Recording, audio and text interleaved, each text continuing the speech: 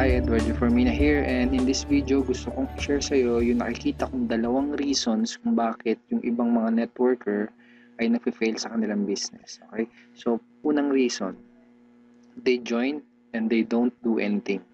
Okay? Ibig sabihin, sumali sila, nag-invest sila, nag-pay in sila, bumili sila ng package, etc. etc. Pero nung time na gagawin na nila yung negosyo, wala silang ginawa.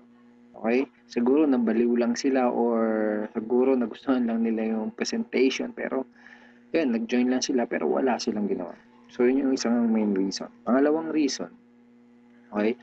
Pangalawang reason is nag-join sila, may ginawa sila, tinrabaho nila yung negosyo, hinataw nila yung negosyo, pero of course, normally lang na magkakaroon ng challenges along the way, okay? Ibig sabihin, magkakaroon na ma-reject ka, okay? Magkakaroon ng problema, may mga downlines ka na mag-quit. Nangyayari sa kanila is naka-experience sila ng failure, pero nangyayari is sumusuko agad sila. Okay? Yun yung pangalawang reason kung bakit yung iba nag-fail. Parang sa boxing lang yan.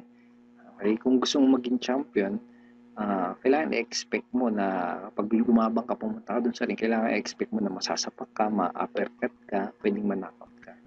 Ang tanong is, bumangon ka ba para ipagpatuloy yung laban mo? Diba? Tingin mo si Manny Pacquiao, kung nung mga unang laban niya, yung mga failure niya nung mga nagsisimula pa lang siya, yung mga time na knockdown siya, yung mga time na siya yung nasasapak. Tingin mo kung hindi siya bumangon or hindi siya lumaban, tingin mo mararating niya yung success na tinatamasa niya ngayon? Tingin mo magiging pound for pound king siya? Ganito din sa network marketing. Kung gusto mong makuha yung mga result na gusto mo, kung gusto mong maabot yung mga pangarap mo, kailangan i-expect mo na along the way is masasapak ka, ma-uppercut ka, minsan tutumba ka, mananakdown ka. Ang tanong is, willing ka bang tumayo para ipagpatuloy yung laban?